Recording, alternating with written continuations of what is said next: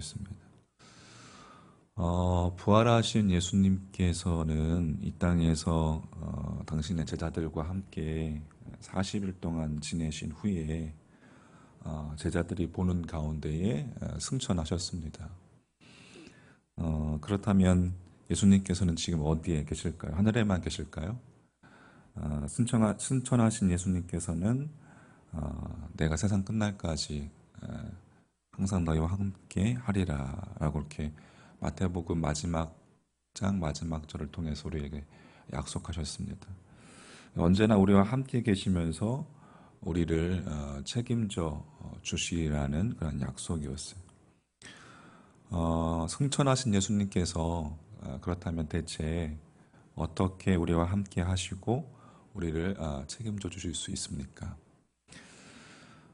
루스드라에서 이제 전도의 사명을 마친 바울이 다음 행선지를 향해서 루스드라를 떠났습니다. 이 루스드라를 떠날 때에 그들은 바울과 또 실라 그리고 한 사람이 더 있었죠. 누구죠? 디모데. 바울과 실라, 디모데가 되었습니다. 자, 그리고 이들이 1차 전도 여행 때에 방문했던 이고디온과 비시디아 안디옥 같은 그런 성읍들을 다시 찾아갔습니다. 그리고 1차 전도 여행 때에 자신으로부터 복음을 듣고 믿은 이방인 그리스도인들을 다시 만나서 제1회 예루살렘 공의의 판결 내용을 전달하고 또 그 내용을 지키게 하였습니다. 그 내용은 이방인 그리스도인들이 할례를 행할 필요가 없지만 교회 밖에 있는 유대 교인들과 유대인들과의 접촉점을 갖기 위해서 유대인들이 꺼려하는 일들, 이방인들이 하는 유대인들이 혐오하는 것 같은 그러한 일들은 스스로 삼가라는 그러한 내용이었습니다. 그리고 바울 일행의 재방문으로 인해서 이 현지 이방인 그리스도인들의 믿음이 더욱더 견고해졌고 또 결과적으로 이방인 그리스도인들의 이 수가 날마다 더해 가게 되었습니다. 자, 6절 말씀. 성령이 아시아에서 말씀을 전하지 못하게 하시거늘 그들이 부르기아와 갈라디아 땅으로 다녀가. 바울 일행이 계속해서 아시아에서 1차 때는 동쪽에서 서쪽으로 했지만 2차 때는 바나바와 헤어지면서 북쪽으로 올라가서 서쪽에서 동쪽으로 그렇게 나아갔죠. 아시아에서 복음을 전하고 했지만 그 당시 아시아라고 하면 아시아 대륙 전체가 아니라 터키 대륙을 의미합니다. 하지만 성령님께서 그 아시아의 복음을 전하는 바울 일행의 앞길을 막으셨죠. 그래서 바울 일행은 이 터키 중부 내륙 그 중부 지역에 해당되는 부르기아와 길리기아 땅을 거쳐서 북쪽으로 올라갔습니다. 자, 7절 보세요. 무시아 앞에 이르러 비두니아로 가고자 했을 때 예수의 영이 허락하지 아니하시는지라 무시아를 지나 드로아로 내려갔는데 되어 있습니다.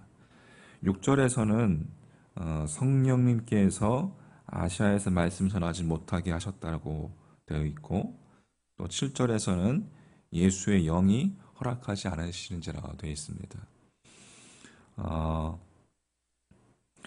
그래서 반대 방향이었던 비두니아와 반대 방향이었던 드로아로 무시아를 지나서 드로아로 내려갔다고 되어 있죠.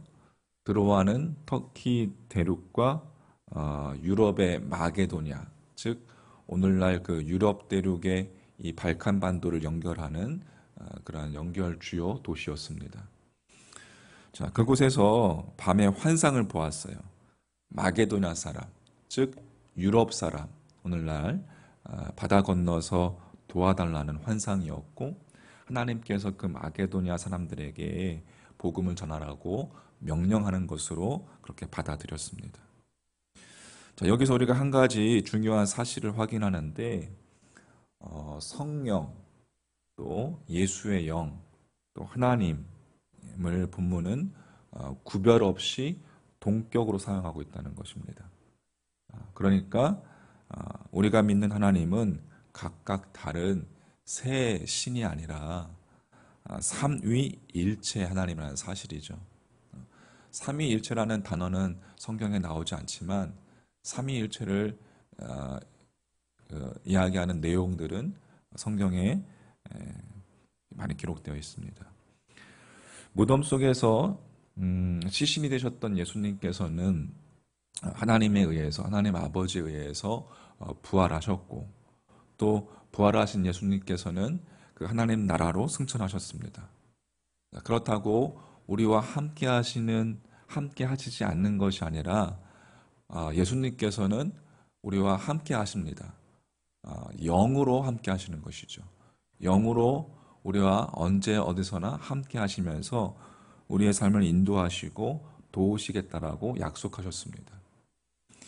바울의 일행을 예수님께서 어떻게 그렇다면 이 당시 본문의 말씀에 나왔듯이 어떻게 그들을 인도하셨고 어떻게 도우셨고 어떠한 뜻을 이루셨을까요?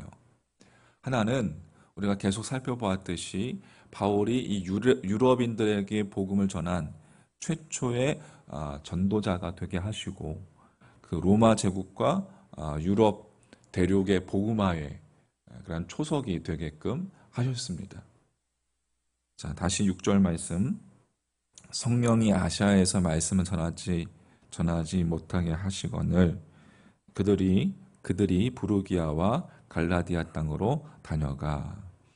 자, 그들이 여기서 주어 그들이 이 그들이가 누구였죠? 아까 이야기했듯이 바울과 실라와 누구? 디모데. 바울, 실라, 디모데를 일컬었습니다. 자, 이번엔 10절을 보세요. 10절.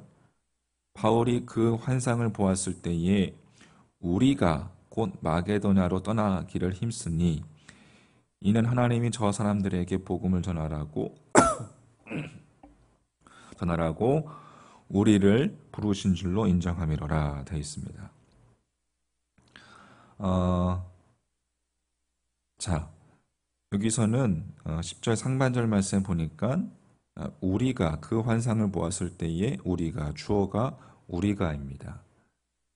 그리고 사도행전 마지막 장인 사도행전 28장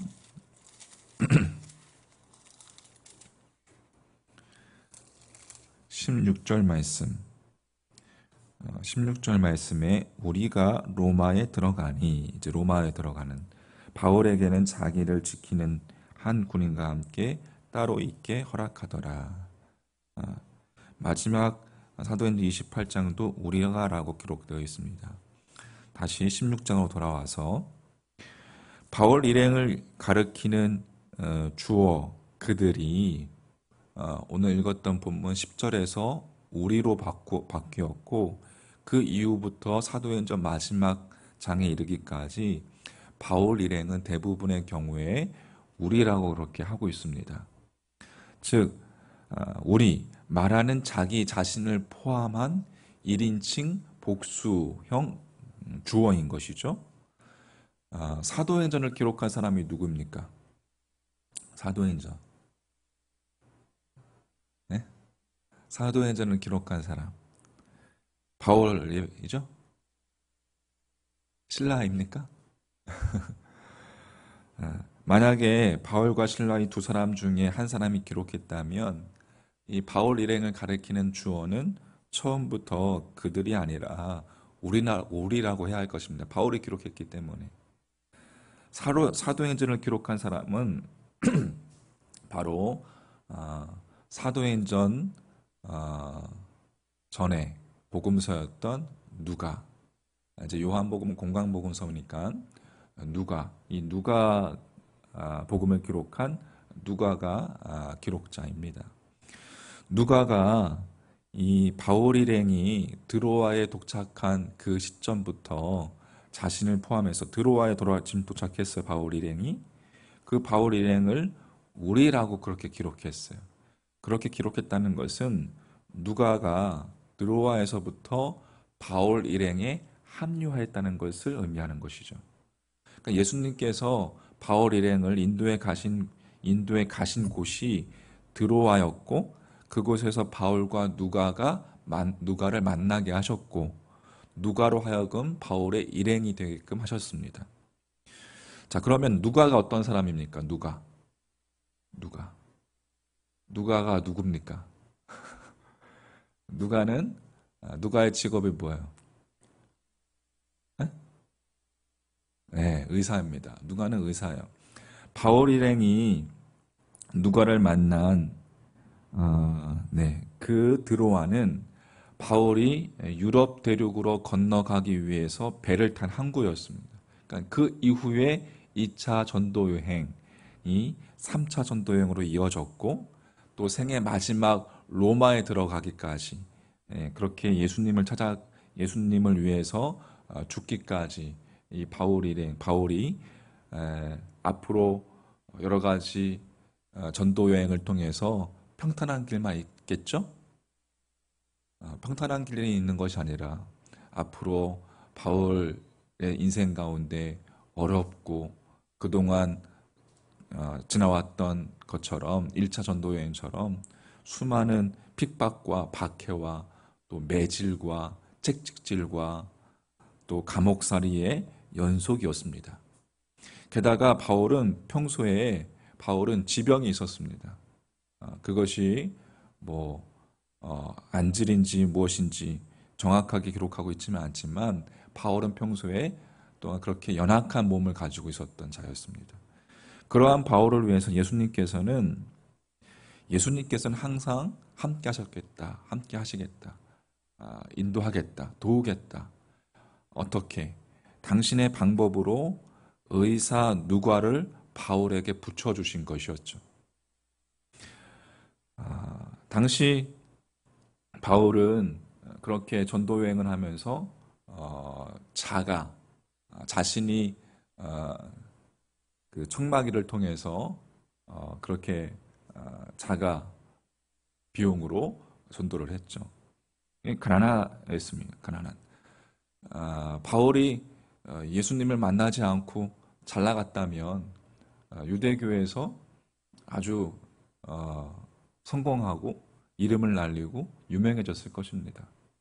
하지만 가난한 전도자 이 바울이 자신이 죽는 날까지 그렇게 예수님께서 붙여주신 의사 누가를 대동하고 다닌다는 것, 당시에 2000년 전에 의사라는 것은 뭐랄까요, 엘리트였고 또 비용이 드는 그러한 거였죠. 우리가 의료를 한다는 것은, 의사를 대동한다는 것, 바울은 꿈도 꾸지 못했을 것입니다. 하지만 부활하신 예수님께서 당신의 방법으로 누가를 만나게 하고 바울과 함께 밤낮 동행하면서 바울의 건강을 보살펴 주게 하셨습니다. 또 분석적이고 논리적인 의사 누가로 하여금 바울의 일거수일투족을 기록하면서 사도행전 속에 기록하게 하셔서 이 기록이 인간을 위한 하나님의 말씀이 되게 하셨습니다. 바울에게 있어서 부활하신 예수님은 언제나 함께 곁에서 도우시고 함께 자신의 삶을 책임져 주시는 삶의 주인이었습니다. 할렐루야. 오늘 우리가 부활의 예수님을 나의 구주로 믿고 나의 주님으로 고백하고 나의 주인으로 고백한다면, 주님은 뭐예요? 주인이란 뜻이에요. 그렇게 고백한다면 우리도 때로 내 계획이 무산되고 또 여러 가지 삶의 실패를 경험한다 하여도 우리가 절망하거나 좌절할 일이 아닙니다. 우리 각자를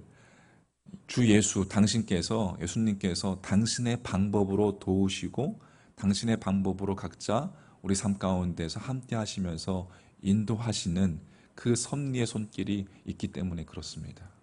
할렐루야. 그러므로 여러분 지금 내 곁에 있는 이들이 누가가 될 수 있고 또 내가 그들에게 누가가 될 수 있고 나 또한 그렇게 주님의 통로로 쓰임 받을 수 있는 것이죠. 부활의 주님께 우리가 온전히 우리의 삶을 의탁함으로써 우리가 맡김으로써 당신의 신비로운 방법으로 하나님의 신비로운 방법으로 이끄시는 그 주님의 인도하심 가운데 그를 성령이 아시아에서 막으시고 또 비두니아로 가고자 했으나 예수의 영이 막으신 이유는 그 바울 일행을 드로아로 인도하셨던 드로아로 내려가서 누가를 만나게 하시고 그 누가를 통해서 바울이 아, 바울을 돕고 바울의 건강을 돕고 또 바울의 모든 그러한 삶의 전도 여행의 이 모습들을 기록하게 하고 주님께서 당신의 방법으로 그렇게 우리의 삶 가운데서 도우시고 이끌어 가시는 것을 오늘 말씀을 통해서 우리도 여러분 경험하시고 우리도 깨닫고 우리 삶 가운데서 내가 당신의 누가 또 당신이 나의 누가가 될 수 있도록 우리를 드로아로 인도하시는 그 주님의 손길을 여러분의 각자 삶 가운데서 다 경험하시기를 주님의 이름으로 축복합니다. 믿음을 가지세요. 어렵고 힘들고 때로는 지치고 쓰러지고 또 넘어진다 해도 그 쓰러진 자리가 하나님께서 함께 하시는 베델이라는 사실을 잊지 마시고 그 하나님과 함께 오늘도 여러분 동행하며 평안 가운데 승리하시는 여러분과 저의 삶이 되기를 주님의 이름으로 간절히 축원합니다.